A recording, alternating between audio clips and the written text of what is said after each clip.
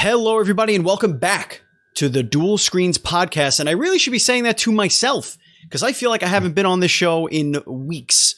I am one of your hosts, Stephen Fontana, and with me, as always, he's in this one. Yes, that other box. He's Andy Asimakis. How are you, Andy?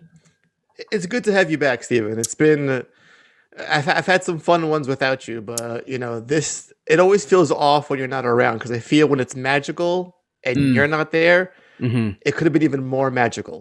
Yeah. So, don't think I didn't contact my lawyers about this to make sure that you weren't trying to usurp me out of my own podcast.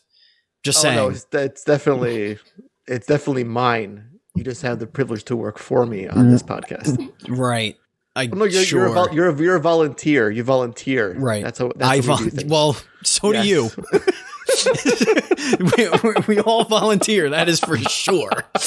Joining us this week is Neil Jones, the creator of Aerial Knights Never Yield, a 3D runner set in a futuristic Tokyo-style Detroit with a dope-tastic soundtrack. Neil, welcome to the show. Hey, thank you. You don't get to say dope-tastic anymore. I'm taking away that from you. Well, to be 100% fair, Andy wrote that. So right, because I just go to Steam. I was like, what does Steam say about this game? Cool. It's dope-tastic. You just cop 2 or 3 lines, throw it in there. You're saying it. The man told you not to. I'm trying. So what I'm doing here is I'm trying to make the word be meaningless so that I don't want to say it anymore. So if you just keep saying it over and over again, it loses its magic. And not that it had much magic to begin with. I think it's got plenty magic. I think it's got plenty magic. Well, you'll see. A very specific kind of tastic. Yes. Yes. And dope is one of the words that I use very often to describe things in which I cannot find better words. So really? Dope is a top word for me. So this is interesting. This is going to be interesting. Can dope-tastic make it into my vernacular? We'll see. Tune in to episode 60 next week to see if that makes it into. For those of you that are new here, you are listening to the Dual Screens podcast, the world's #1 indie developer interview podcast, probably. Everyone in the gaming industry, be it a programmer, an artist, a voice actor, they all have a story to tell, and we would like to be the platform for them to do so. The Dual Screens podcast posts each and every Friday for your listening pleasure. If you like what you hear, if you like what you hear, listen to our other shows. They're on the same network. You don't have to go anywhere else. On your favorite podcast platform or on youtube.com/DualScreensTV. Subscribe, follow, leave reviews, but most importantly, the most important thing you can do is tell your friends and share all over the internet. If you want to give us some of your hard-earned dollar bills, you could visit our Patreon page at patreon.com/NDS podcast, just like our Patreon producers, Colton the Apprentice Nestler and FNH Paul. We have all kinds of options for you to explore and support. All right, let's dive right into the show. And ladies and gentlemen, we are debuting a brand new segment called the leadoff question of the show. Andy, take it away. Wow, you actually gave it a segment and a name and everything. Don't say I never did anything for you. Okay? Yeah, you really do. You look out for me sometimes. I really appreciate that. So Neil, you are an accomplished, multidisciplined 3D artist, game developer. You've worked on many projects throughout your illustrious career. Okay, okay, yeah. But I have to ask you. Oh boy. Why is No More Heroes the best game of all time? Oh, that's the easy one. I thought this was going to be a hard question. No. No More Heroes is the best game of all time because you can play that game and know exactly who made it. The person who made that game has such a clear style and did not give any craps about anything that you can definitely feel all of his decisions and choices and what he could and couldn't do. That's not a bad answer, Andy. And I think a lot like your game, it gives no craps with a very clear visual style that's unique to you. So I think with that, we should dive in. Yeah, Steven? Let's do it. Actually, I want to kind of piggyback off of that. So you know, obviously, being that's one of your favorite games of all time. Oh, it's the best. It's the best game of all time. To him, yes. Best. Loaded statement. Do you purposefully take that reasoning for that being the best game? Do you take that and do you apply it to your own development and your own development style. Like seeing like how he got away with doing certain things, that's clearly unique to his personality and the studio he worked with, his personality, because, just to be clear, Suda51 did not make that game by himself. Right.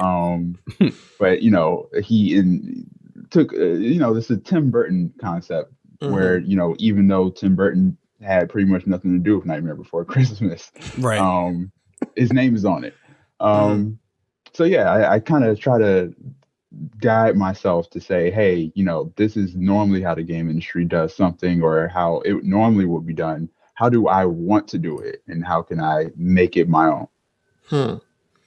So you're saying that there is no Aerial Knight that's really involved in this game. It's just a name that you stamped on. Well, I'm Aerial Knight, but yes, that is accurate. So let's talk about Aerial Knight. Let's talk about the style and the, because if there's one thing that pops out at you instantly, it is the style. It is how it's oozing personality. You look at it and you say, oh, okay, I know what I'm getting into. It kind of reminds me of the very first impressions that you got from some of the best trailers out there, really, when you looked at for example, Cyberpunk. When we first got a look at Cyberpunk and you got into that world. Now, obviously, we're not going to talk about what happened afterward, but the allure of that world is instantaneous. You see it and you instantly have a visceral reaction. Something sparks in your brain and you're instantly attracted to it. Can you talk about how you got to that style for Aerial Knight? Okay. Yeah. And we can talk about Cyberpunk because that's a really interesting conversation. But as far as the style of my game, it's like my natural art style. I've been doing like 3D art for a really long time. Played a lot of, stylized games. My favorite type of games were always those AA games, those mid-range games that don't really exist too much anymore. Kind of like Sleeping Dogs and No More Heroes and Lollipop Chainsaw. In this game called Wet. Like that game. Oh my God. Wet needs a remake, man. Wet is at least a sequel. Nope, I love that game. It does not. Don't. Too many people are never going to play that game. If it gets that remake, if it gets that remake polish and they're like, "Hey, remember this?" and people will be like, "What is this? I missed this." Boom, instant sales, right? Guns and swords and some things you don't have to go back to. Like you like those old what is it? The drive-in movie shows, the ones that look terrible on your TV but was fun at the time. Sure. That's what is. It's a nice little game of your past. If you got to play it, cool. If you missed out on it, too bad. Right, but don't you want to give Eliza Dushku some work? She needs a paycheck. Poor thing. Yeah, Eliza. Should be all right. Yeah, Eliza she could do a Wet too. Why not?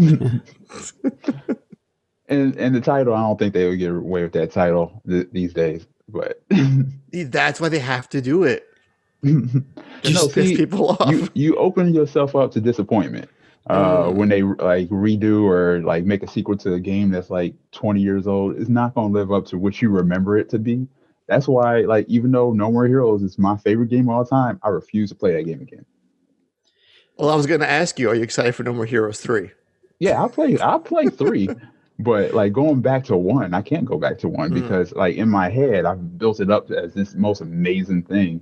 And like if I go play it and get disappointed, then I just ruin the most amazing game of all time to me. So this is an interesting tangent because now I'm wondering, what are your thoughts on the Final Fantasy VII remake? Is that like, have you not touched that at all? Do you not touch remakes?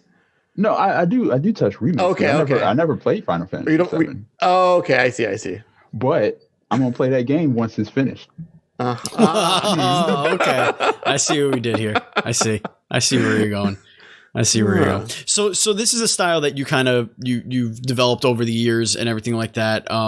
Talk about the gameplay style. Like it's very fast, very frenetic. It is. It's kind of jaw dropping seeing the fluidity of it all. Explain how you got to that. Oh, thanks, man. Yeah. So the original concept of the game was to take something old and just update it and give it a lot of style and do things in a different way that couldn't have been done, back in the Flash days, when we were playing on Newgrounds. We couldn't do things in full 3D, especially with just one person We couldn't have cutscenes and like this really dope soundtrack as a part of like something that's really fast paced, that's meant for you to pick up and then put down anytime you want. Nice. Why is everything better when you Tokyo-fy it? Because I look at this, it's set in Detroit, but it has a lot of that Akira, Ghost in the Shell, like those kind of like bright neon color vibes going on of it. Why does that work so well in a futuristic setting? Well, I don't think it's a Tokyoification of something. The main reason I, added that kind of aspect to this game was because Black culture itself is really adjacent to that kind of style. You see the old school Black Dynamite movies and stuff like that. We love that kind of stuff, and I wanted to incorporate a lot of my culture into the game, and that includes other people's cultures as well. Without being rude or disrespectful to it. Of course. But as a general art style, it just has a lot of aspects of filling the environment. Because if I made a game in Kansas, it would just be grass and sky, right? In very few cases do people get to experience, top to bottom buildings with all types of signs. And I think it's the clutter that draws people in. You can see it a lot in Cyberpunk. You can walk around that city and there's always something to look at. Right. And I think that's what kind of draws people into that. And it's the closest, like, Tokyo, I don't know what you just called it, but bringing that kind of, design aspects into it, that's based off of reality. And outside of that, it doesn't really exist anywhere else. Because if you did it to New York, it would just be buildings and dirty streets. If you did it to Detroit, it would be like spread out buildings and dirty streets. When I was a kid, video games seemed to come from a faraway alien land called Japan. And we always had this image of what Japan was like, because we always felt like they were in the future, that they were so much more sophisticated and everything was more vibrant. Like when people would show you, Dragon Ball Z or Sailor Moon, I'm trying to think of the ones as a kid, Gundam, like they were always these super out there. I've never seen anything like it before. And I think that taking those elements of our imagination and letting us kind of run wild with it by putting it into sort of a familiar setting, like an urban city in the States, kind of marries these two imagination. Like Andy and I grew up in New York City. Like we know what New York City is. We know the vibe. We know it has its own character. My wife is actually from Detroit. So like I've been there several times, and like I've seen it kind of go from the here's where all the houses are boarded up.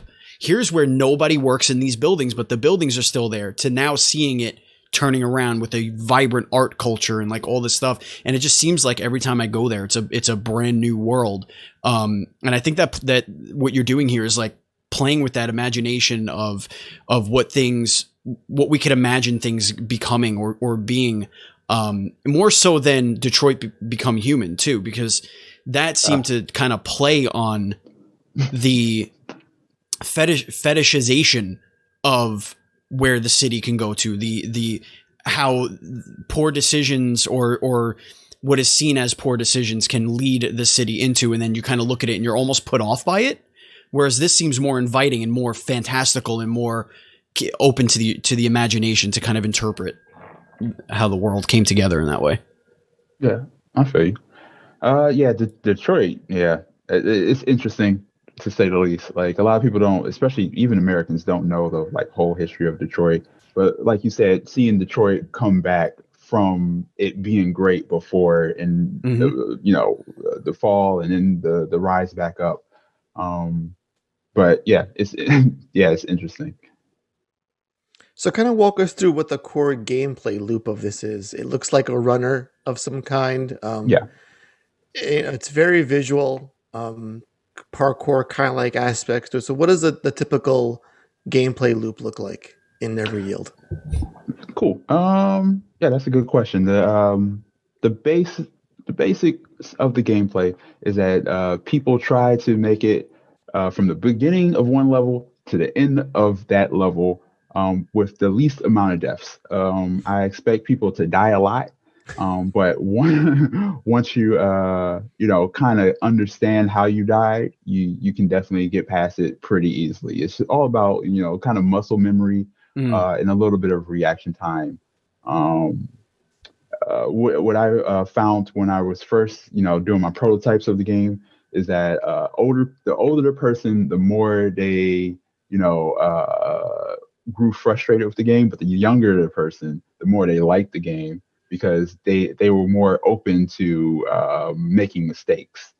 Interesting. And I think that's the biggest thing I learned was like the older you get, the less you want to make a mistake. And if you do make a mistake, you get very frustrated very quickly, which I'm cool with. I've told a lot of people that I'm not making a game for everybody. I'm making a game for a group of people who like those types of games. I want everybody to play, but I'm definitely catering to a specific group, and that's not a demographic. That's more of a taste wise. Right. Is that why you hate roguelike, Steven? Because you're a grumpy old man and you die too much? No, I think I've come down to it. I think it's my OCD and my ADD. Mm-hmm. I think they play very. I don't know. I mean that's a conversation for another time. But I feel like it promotes an anxiety of non-accomplishment when all I want to do is accomplish. Like that's my main reason for playing games is to accomplish. And when something like that kind of takes that away, like for example, Super Meat Boy or Super Meat Boy Forever, like there's a point A and a point B, and you're going to get to point B. No matter how many times you fail, point B is going to happen. And you're going to figure it out. And Celeste was like that too. One of the things I did want to ask is there a deliberate path that you have to take in each one of the levels that you just kind of have to learn what that path is? Or is it more systems that you have to learn? Is it, I could vault over this table or I could go under this table. I can, avoid an obstacle in multiple ways, like 2 or 3 ways, or how do you play with that so that it doesn't seem like all it is just memorizing the levels? Oh, definitely. Yeah. I do give people options. Like if it's a table, you can slide under it or you can jump over it. But you can't vault through it, Right. So there's options there. I try to give people the space to especially speedrunners, the space to kind of figure out what moves are the fastest and kind of look at something and just kind of adjust. I don't have a lot of, just standard objects to be like, there's that box again. I have to do this specific move. Mm-hmm. You have to kind of look at the box and the environment around it and say, what's the best way for me to get past this obstacle with people chasing me or, whatever obstacle, right. Whatever, objects I add to that, specific situation.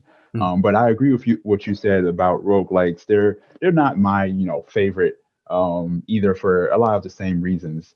But even with my feelings towards roguelikes, I still really enjoy playing, my game outside of it being my game. But just because of we have the sense of accomplishment because once something's done, how to do it, you're better at it. And if you played it again, you will probably be a lot faster at it. Right. Third option, you stop and you flip the table. Or you vault over and kick it behind you to slow down your enemies. There you go. Now we figured it out. Is there any sort of character progression in terms of learning new skills as you play? Or are you just at the onset, here's your set of moves that you can do and that will carry you throughout the entire game? Yeah, gameplay wise, I've always been really into giving players everything at the start. Mm-hmm. Here's everything you need to know. The game will twist things sometimes, but basically, the controls. There's not much else to learn. Interesting. Okay. This kind of reminds me of Mirror's Edge in a way, mm-hmm. Using the environment, using your tools to to traverse the world and trying to get through it as quickly and as stylistically as humanly possible. Well, it's like Breath of the Wild. It's here's all your toys at the onset, and just go apeshit and do what you want to do in this sandbox we've given you. Yeah, I know a lot of games like try to Metroidvania Mm. file stuff. And I try to do things differently, try to go the opposite way just to have people feel like, this isn't the same or more of the same. So, Well, go ahead, Andy. I I'm was sorry. just that's a lot of genre of that. Like that's in the market a lot. Metroidvania. You could have done like a runner Metroidvania. That could have been a new idea. Just mash those two genres together. How the hell would I'm you do sure that? that That's weird. exists. Yeah, Where that's a you little. unlock more a stride or strive, isn't that like, or is that what that's called? Anyway, still moving on. All right. So why don't you talk about the story? Tell us what this game is about from a story perspective. I plead the fifth. Interesting. Oh, Okay. it's Okay. that So much of a secret. it's not a secret. When I first came up, like me personally, I hate overcomplicating stuff. I Sure. want clean, easy stories. If someone asks me, "Hey, what happened in the game you just played?" I want to just be like, "This happened. That's it." But with that, I like there being a lot of lore that can be found if I wanted to look for it. If you know what I'm saying, like the Sure. early days of Destiny, where they was like, "Hey, everything's dying. You got to stop stuff from not dying." But then, like with every weapon you picked up, you found out, "Hey, this belonged to this person, and who did this and that." Where people who wanted that could find that, but I think it's better for people to search and figure that out on their own. If I just tell them what the story is, then that's no fun.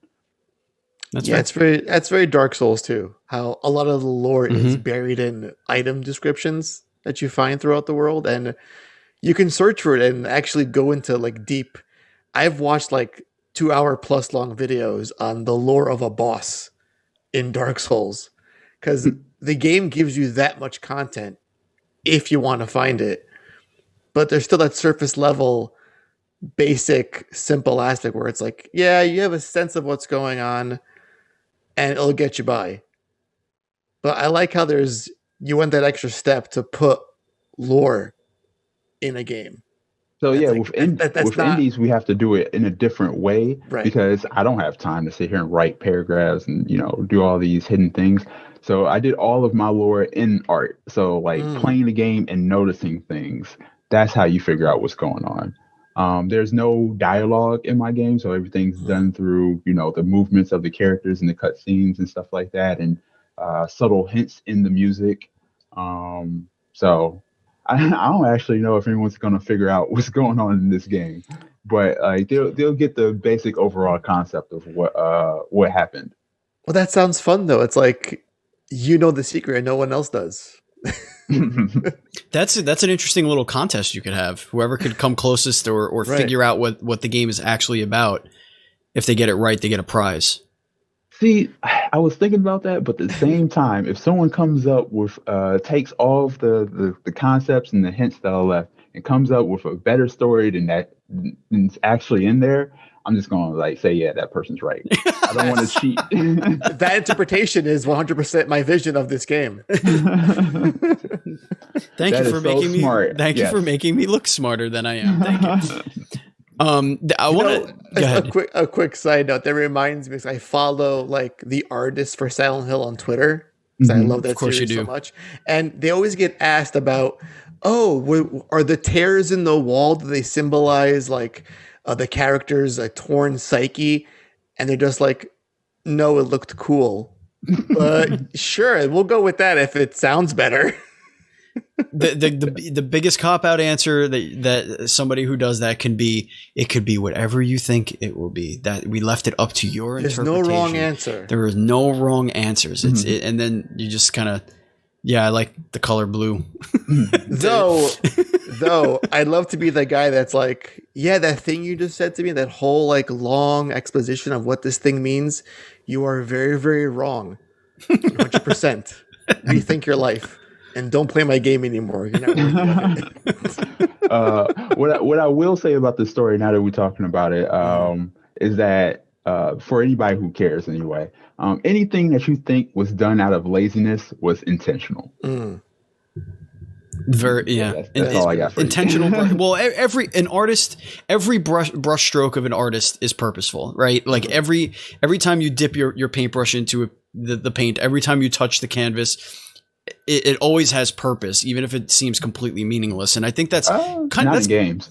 I think maybe. Well, for example, Mario's mustache, right? Mm-hmm. Like you would think that was because he was a plumber and they wanted to give him a mustache, but it wasn't. It was because his face looked weird. So they had to give him a couple extra pixels to separate his nose from his mouth, right? Like that, It had purpose, but like, you're just looking at it, just like, of course he has a mustache. He's a Italian plumber from Brooklyn. But there's something behind you that I feel like takes a lot. There's a poster behind you. I should say this. There's not a murderer behind you. There's a lot of. There is a poster him. behind you from. There it is. Yeah. And I can't help but be reminded of that Spider-Man. I believe that's into the Spider-Verse. I can't really tell. Yeah, it's like one of those limited edition posters. Yeah. Did that have any influence on your game design? Like the fluidity, the movement, the style? People made it have influence. Like I was developing this game like before Spider-Verse, or coming up with the concept before Spider-Verse came out. And people seen like the early animations and stuff that I did, and because it's a black guy with hair and a jacket, everyone was like, "Oh, it's Spider-Verse," and I can't get away from it. Yeah, and I was like, you can't get away from it. So at some point, I think more recently, I just leaned into it. I was like, sure, okay. There you go. It's a good thing to be compared to, so I'm not mad about it. I mean, there's something beautiful about that. Again, that movement, that fluidity, and when you combine that in a game like Miles Morales, this Spider-Man, Marvel Spider-Man Miles Morales for PS4 and PS5, like just seeing the movement married to whether it's the combat or the web slinging, just how the human body can move in certain ways can be very poetic, very, very, very beautiful. And that movie, I feel like, stood above and beyond what we thought Spider-Man could really be in that stylized movement and fluidity. So, and honestly, like I'm not sitting here just like, sticking my head up your ass. Like I really did like that. Like I don't like runners. I just don't. I don't like platformers. I don't like being judged on my skill. I don't like losing over and over again. But something about this game and just seeing it in motion has me way more intrigued than I think I had any right to be. And that's why I'm focusing so much on that, because it really is I feel like it is the selling point of this video game. It's that, holy shit, look at this thing in movement. Look at it. Look at how this person is moving through this environment. It's almost as if, it's almost like when the original Marvel Spider-Man trailer came out and we saw him go from web slinging to going through a restaurant. And you saw that single cut and you see his whole body kind of moving in this beautiful, almost like water-like fashion. And like, again, that I was sold from that moment. So that's why I'm saying I'm focusing so much on you kind of like hit the nail on the head, because when I was first coming up with the concept and the game design of the game, it was based off of this scene in the movie. It's written down, I just can't remember the name of the movie, where everything was slowed down and this dude was just like running and he was doing all these cool flips and like dodging things. I was like, man, just this scene, if this was like a full game, that would be crazy. I'm thinking like X-Men Quicksilver kind of a thing, maybe. That's exactly what I'm thinking. Yeah. It was that Quicksilver scene where he was just like moving stuff out the way, and like the good soundtrack kicks in. He puts his little goggles on. Yeah, it was. I saw that, and then I saw Baby Driver. I think Baby Driver got me in the music matched with that, and making all this stuff work together. Would be really dope. So yeah. So speaking about music, I think you have the art style, the animation is flawless, but then there's this amazing saxophone thing going on too. Ooh, we got that sax. Which, oh my god, what a perfect marriage of elements! Like that soundtrack that really makes this. I made the face based off the animation, because I do all the animations myself. I do the best I can, but I definitely read the comments. I read them too. They know what they're talking about. Yeah. So yeah, I'm getting better at it, but it's indie game, so if they don't like it, whatever. But yeah, my friend Dan, I knew Dan since like I think high school, or middle school, one of the two. Really long time. We're old now. And yeah, Dan always did music. He went to game design school with me.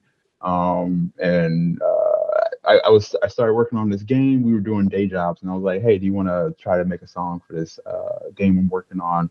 And it took us about 2 months to get the first song done, because everything he gave me I hated. I was like, this isn't what I'm going for. And I just kept sending him stuff. It was just like overflow of content. I was like, make it more like this. Because I knew what I wanted to sound like in my head, but we just couldn't get it down. And then he was over and we were watching Cowboy Bebop or something like that. And he was like, can we do something like that? You have such good taste. I just want to say. Thanks. It was like, we need something like that, but with hip hop elements. And then Dan, like he was kind of just sick of me. He was like, whatever, man. Okay, fine. One more time. So he just stayed up all night and made this one song, and he was like, here. And then like I listened to it, I was like, perfect. Just like that. And we didn't change it ever since. Like that song's still like the core song we base everything off of. That's so neat. Yeah, I feel like it just pulls you in to the gameplay so much that like that saxophone aspect of it and just the beats. Like, without that, I don't think it would be as fun to play. There's something about that track or just the vibe of it that makes you get into it much more than you think you would. Yeah, people who don't like jazz, like you got to ease them into it. Right, so you have to mix it with something else and then blend it into like this hard, like straight jazz, and then pull it back a little bit. So throughout the game, it's definitely a flow. We start off with something that's unexpected.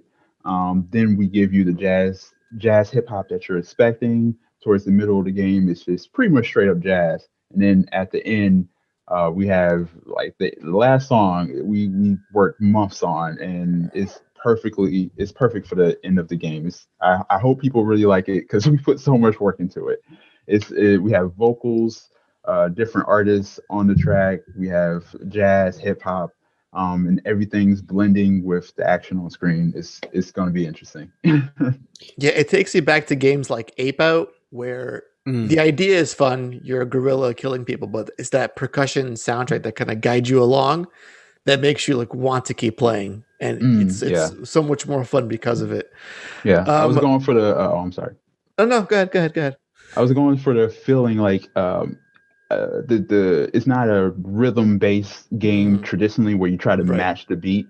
It's more of I don't know if you play Saints Row, but you remember that scene in Saints Row where you jump out the plane and the Kanye West music starts playing. You're like, man, this feels good. Like that whole gameplay sequence wouldn't be good without that Kanye track on it. So I try to do that, but multiple times. All right, Steven? Oh, I thought you were gonna say something there. I was, but I don't know if you want to segue off the music thing, or I could go into a whole other thing altogether. It's entirely up to you. I mean, you're kind of answering this question that we got in our mailbag, but I would like to get a specific example from you of maybe something in the game. So we had a question from Dr. Mike. He asks, what real world influences inspired the art style? So maybe there's something from the real world, in your life or something like that. Maybe not from pop culture, but maybe just from the world around you. Maybe a specific example. I feel like you've answered this, but I don't know. Maybe not. I mean, it's a mix of everything. Just Detroit, the feeling of things more than actual things, like the main character, it was based off of a lot of like famous Black people. Like his whole like style comes from Eddie Murphy and Beverly Hills Cop, but the way he generally looks was based off of my uncle, and then I mixed in like a little bit of anime. So his hairstyle came from this character in this anime that I like. So it's like I pull stuff from everywhere. Like there's parts of the environment of the city that I've literally taken pictures of Detroit, and I'm like, hey, I want like that kind of building. Let me model that real quick. and I'll try to get that in like a day. And so it's really a mixture. There's nothing specific. It's just, you know, you draw from your own life as much as you can, but a lot of stuff is subconscious. Now, I do want to say that this game is a good reminder for us, Steven, to always reach out to game publishers. Because typically we reach out to game devs, we see a trailer, that looks cool, let's reach out, get them on the show, and then, you know, they can block us forever because they hate us so much. But I spoke to Head Up Games a while back, not too long, but recently, in the recent past. And while going through their catalog of games, I discovered yours. So talk about that relationship. And you mentioned before we started recording the Gamescom trailer, how they came together very quickly for you. So discuss that whole dynamic between both you and Head Up Games. Yeah, it happened really, really fast. It was I was basically just working on the game by myself. You know, the game was a lot smaller in scope. It was just me. I didn't have any money. I made the game for free. Well, not for free, but you know, right? Whatever. On your own dime. Yeah, on my own dime, which was nothing. I didn't spend any money on it. So yeah, I got into this showcase. And Head Up saw the game at the showcase, so it was much like it was like an interview. I was talking to a couple people, and they were playing the game and doing very badly at it, and we were just making jokes and stuff. And then, you know, the head of Head Up sent me the perfect email. He said, "I seen your game. This is what you have, but this is like where you got your inspiration, and this is what you're going for." Like, he nailed exactly everything that you know I had in my mind. Because I wasn't really at the time looking for a publisher or, you know, trying to, you know, go down that route. But that email was so good. I was like, what do you want? And then he told me the whole pitch. He was like, hey, we want to support you. We just want to help you finish your game and bring it to as many things as we can bring it to. And I was like, that sounds amazing. I'm in. So after a couple months, we, you know, figured out all the paperwork stuff, or after a couple of weeks or whatever. And once that was settled, they was like, hey, we need a Gamescom trailer like next week. So I spent 5 days getting the game into a good enough state for me to record it in a 4K quality. And then I spent one day putting together the trailer. I cut up my friend Dan. He cut up the song for me, like, to be, you know, the size of a trailer in about a day or in about a couple hours. And then I spent the rest of the day just cutting the actual visuals to that song, and then sending it to them. It was like, good enough, right? And they was like, yeah, you know, I had to change some legal stuff at the end, but yeah, it was basically just 24 hours I had to make that trailer. It's amazing. It seems like it's almost like a double-edged sword. Like, you know the style of the game, you know what you're going for, and then all of a sudden you have to do something very, very quickly and very abridged. You have to show exactly what's so amazing about your game. You have to show exactly all the hard work that you put into it, and you want to show it to the world, and you have 1 minute. You have, or whatever it is, 30 seconds, however long the trailer was. You have basically a minute to show everybody that. How difficult was that for you to like cut that down to show exactly what you want to show them? It was pretty difficult, but the hardest part was not lying, because it's really easy to make the game look better than it actually is. Yes. And that's not a knock against anybody else, because a lot of people, you know, tweak some things and make their game look really good, with the full intention of putting it out that way. But then, you know, hardware gets, you know, whatever, and they have to downgrade a little bit. So yeah, definitely not a knock against anybody. But me, I was intentionally trying to pull back on some things to not overpromise. Because one thing I definitely don't do is like tell people things I can't do. That's why I make the note about my animation. Whenever someone says your animation is amazing, I'm like, thank you, but I gotta set expectations for people to be like, yeah, this is one guy. He did all of this, so and that's about it, and that's all you're getting. But I think that's part of it. It's like, knowing that going in, it's only one person. That's the beauty of it. If it was like a team of 50 developers with a huge budget, you could say, you all can't do better than this. There's 50 of you. What's going on here? But knowing it's driven by a single person with a single vision, again, it speaks volumes to your talent. And I think that's why Head Up was like, sign this guy on. Get that trailer in one day or you're fired. Yeah, but Heads Up is super dope. They I had a couple publishers reach out to me, while talking to them. Heads Up, my number one pick every time. Yeah, like you can't, like, I feel like this was like at a time where these stylized games were kind of being showcased a lot more in the limelight. Like Andy had mentioned, Ape Out. Also Hotline Miami comes to mind of that, very visceral, very in and out stylized, beautiful movement and kind of just trial and error type gameplay. And like those games started to really come around more recently in the last maybe like 3 or 4 years. So Head Up having their ears to the pavement, as it were, is pretty cool on them. And really not surprising, because if you do look at their catalog, they really do look for these things and they look for unique relationships, and they've been doing a damn good job. Yeah, they're really good at making picks. I like it a lot. What's it been like working with the next gen hardware for you, PS5 and the Series X, from a developer standpoint? Cool. For our audio listeners, Yes. Neil was shaking his head no, and then said cool, as if he was holding back some information. I'm surprised we will you prod didn't say now. Dope. Can you expound on that? The game is coming to consoles and PC. Nicely done. It is a video game that you can play with a controller. It is a video game, and it's coming out on things. It's a game I'm making. Yep, and it is super dope. When we are making more announcements in the upcoming weeks. Check out my Twitter, where I'll be announcing all the dopeness. That's great, because I was actually just going to segue to that. I want you to tell people where they could follow everything, because we're going to get into rapid fire questions in a few minutes. That's at the end. Tell us when. Q1. Well, Q1's a window. It's Q1, 2, 3, 4, 5. 2021. 1, 2, 3, 4, 5, 6, 7, 8, 9, 10.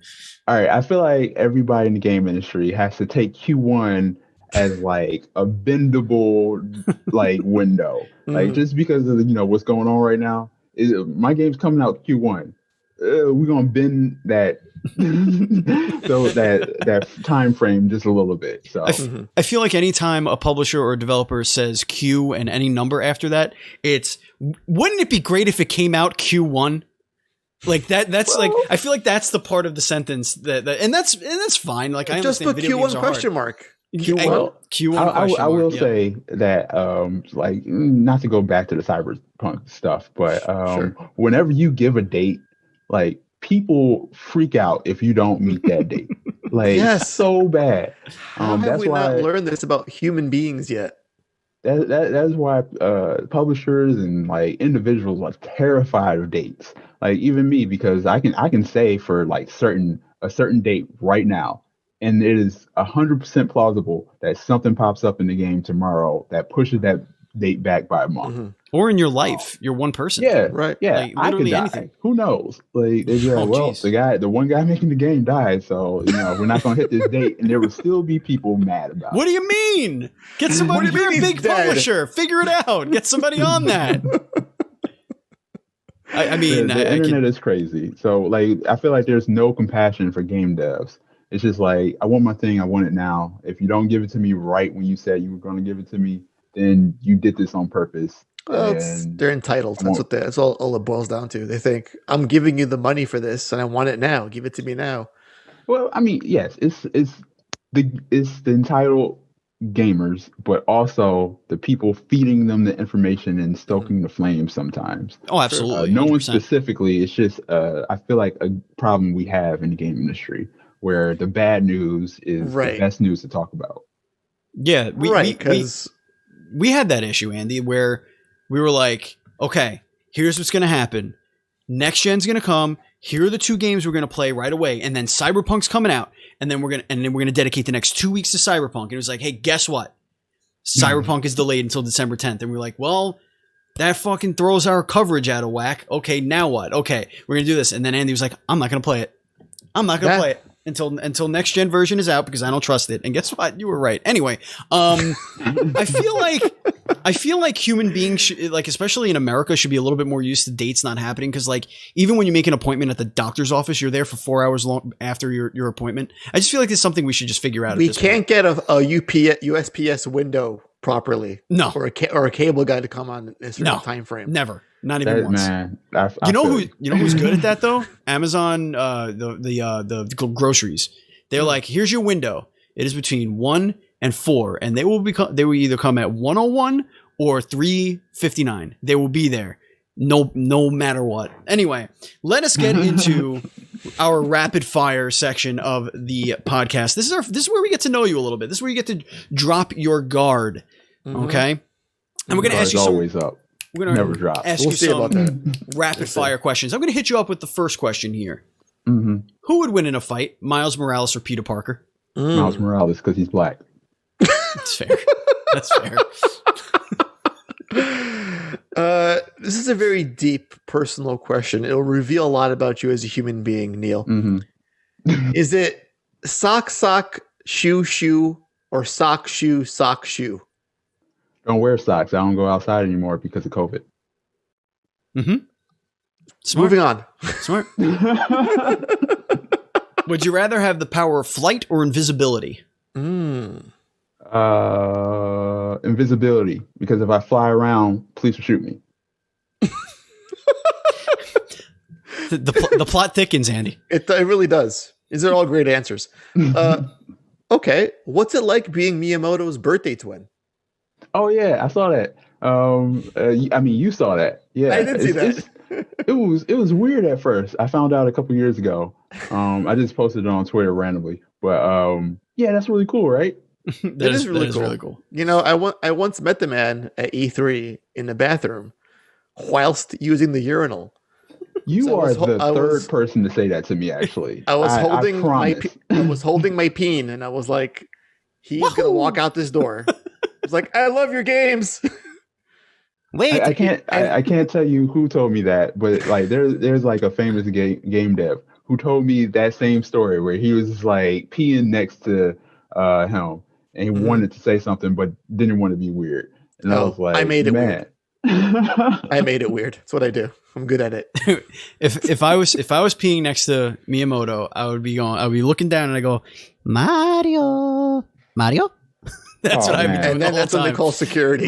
With the acoustics of a nice marble bathroom. Oh man, that's totally what I would do.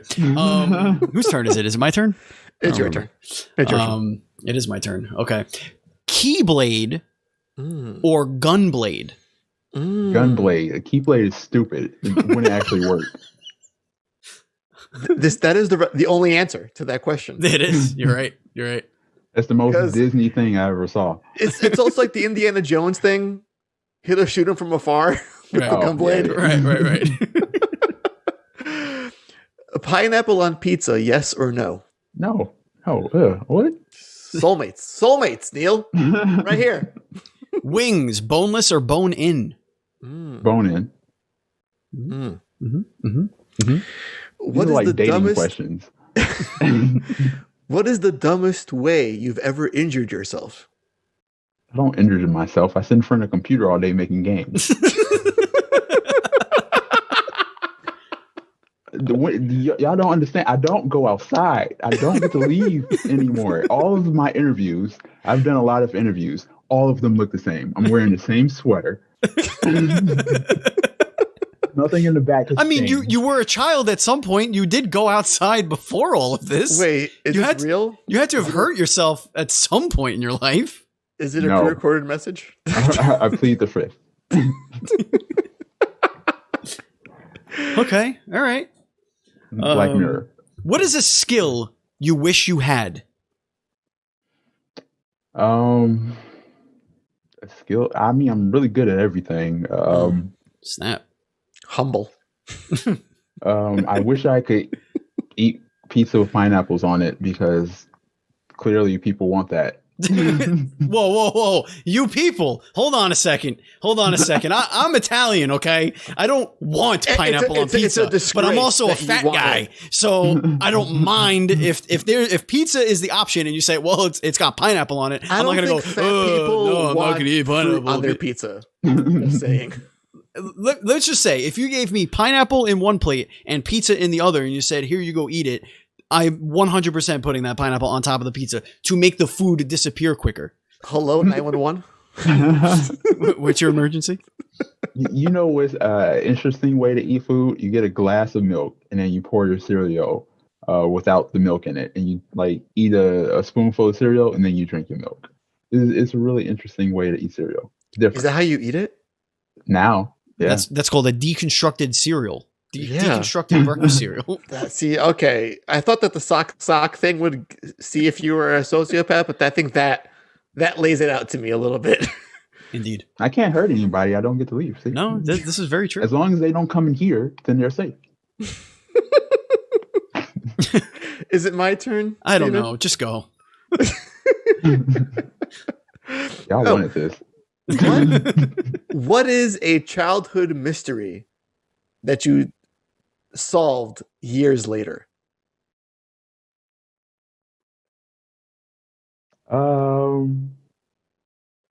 There's been a few that came up, and I was like, "That's why they call it that." But I just can't think of like that specific case.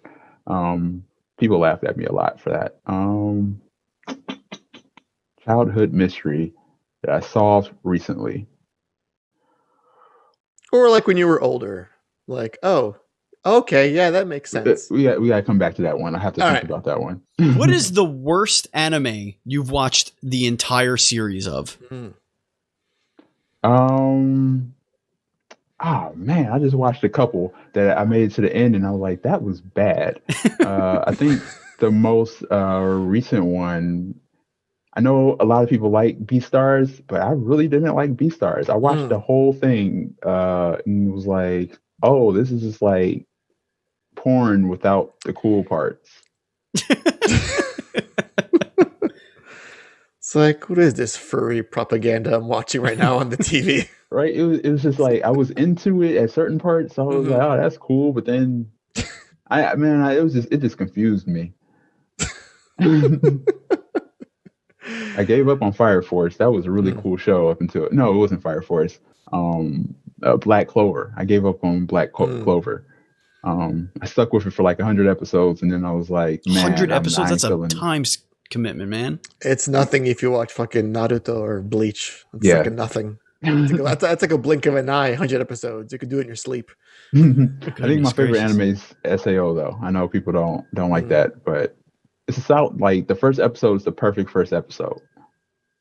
No, I'm not familiar, but it has to be Sword Art. Oh yes, okay.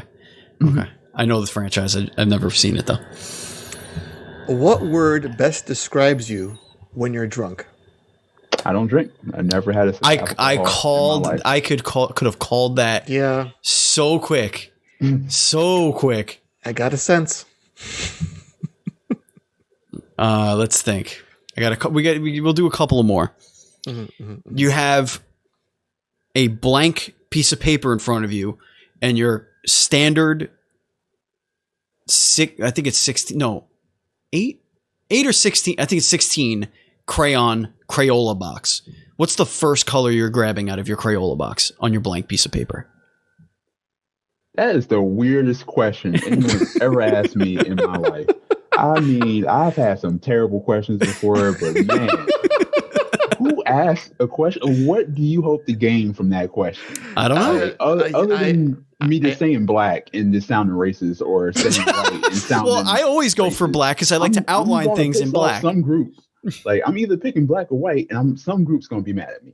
When you say white and then black people mad at me, I'm gonna say black and white people. I mean, you have brown, you got gray, you got yellow, you got orange, you probably got some red in there, you got blue. What you gonna draw was just like a yellow crayon.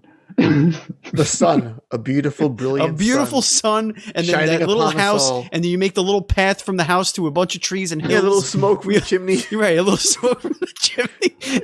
And there's mountains somehow in the background. Your checkmark birds that are flying in the sky. You have options here, Neil. You have options, and you went. Man, I feel like this is a setup. I feel like someone's gonna hold this against me. Be like, yeah, Neil with your blue crayon. He had 32 options, and he chose black. Right? Shit.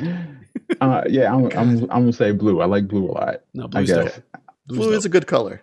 It's a great color. What colors you guys picking? Yeah. I said I always go black because I like to outline my drawings in black. So I start with the outline because I'm also like a 6-year-old in my art style. So everything looks like a coloring book when I'm doing it. I think I'd grab a red first. That's what I would do. I was drawn to the color red. All right. That doesn't surprise me at all. It inspires creativity and madness. All right. In the blood of your enemies, I guess. Yes. Who is your favorite cartoon character and why? Win. Ah. Fascinating. Okay. Huh? That was a question. I'm asking. He said when. Oh, when? Yeah. What do you mean when? Like now or when your whole life, ever, of all time. Oh, I mean, that's a big question. Yeah, it is. We ask the big rapid fire questions around here. This is Dual Screens podcast. Yeah, I didn't know how to respond to that. This isn't no cosmopolitan quiz. Like, there's no time frame on that. It's well, people change. The like cartoons. When I was a kid, it was like Ash Ketchum. When I was like a teenager, probably like Huey from like Boondocks. Huey's dope. Yeah, Huey is dope. That should be many people's spirit animal right there. Man, I would have said Cleveland from the Cleveland show, but then I found out, he's voiced by a white guy, and that just killed the character for me. God. Man, it was disappointing because I was like, look at that black man on TV, and this took everything from me. I would probably say Young Midoriya. I know that's anime and that's not a cartoon, but it's still a cartoon. It's in the same. There's a Venn diagram. It all fits in. I loved the Cleveland show. The internet gonna yell at Shaw for that. I'm clearly saying that cartoons aren't anime, so don't yell at me. It's there's an overlap. It is what I'll allow it. Drawn characters, whatever. One of my favorite moments in the Cleveland show. It's really probably the only moment that stuck with me forever, and it was he's yelling at everybody at the table, and then he sits down, and then he just yells, "Sat on my nuts," and I just thought that was the funniest. I had that DVR'd forever, and I would just rewind to this part where he's yelling at his kids. The literal low-hanging fruit is what you went for. I just thought it was the funniest shit.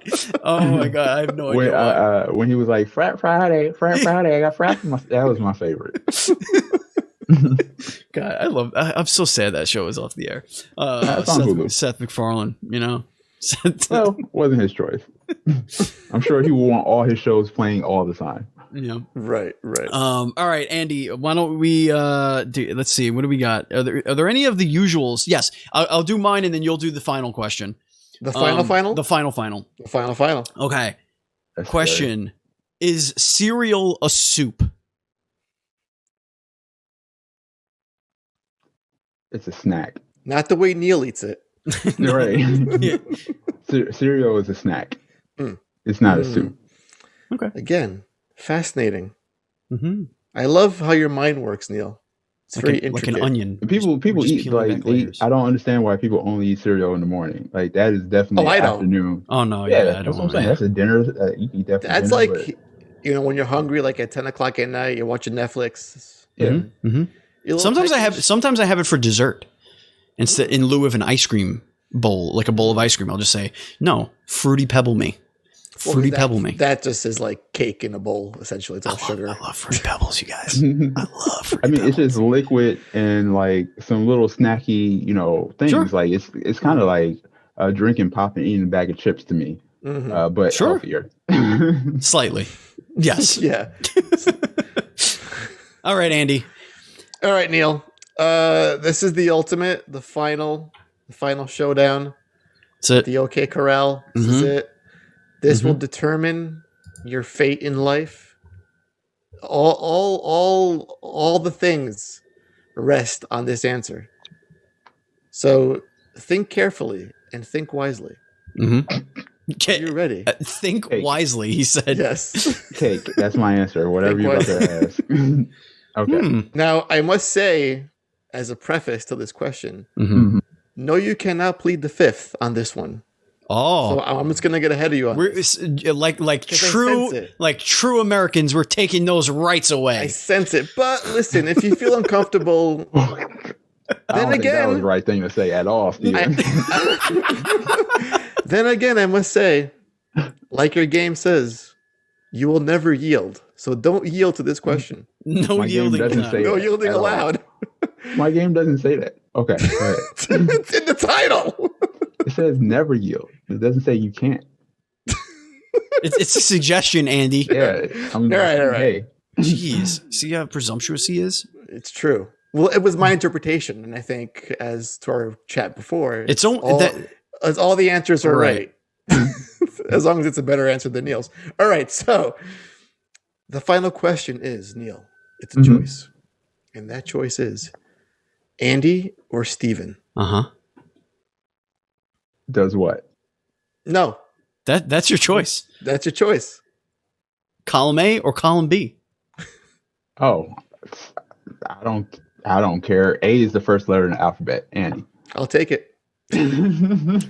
That's probably the safest response we've gotten. It is. We've gotten people that weaseled out of it and said, "Oh, both," or you're both neither. So you're both terrible. Oh no! If you ask me who I hate you both equally. So if you ask me who I like better, Steven. Hands down. Easy. Oh, I love it. Oh, if you're asking me who looks better, there's only one answer. There's only one answer. You know what? I will take that. If you're asking me who's cooler, you both are terrible. He's got a point. I like you. Finish your game so you can come start a new one so you can come back on the show. Right. I like it. I like it. Q1. Only if I make all the monies. If I don't make any monies, it's your fault. And, I mean, you could certainly get like a 12-footer, like a 12-foot yacht, I'm sure, on the sale of Never Yield. Probably. Man, y'all don't know anything about black people. Listen, Neil. I didn't say you're going to buy a yacht. Yeah. I'm saying you would have enough to buy a 12-footer.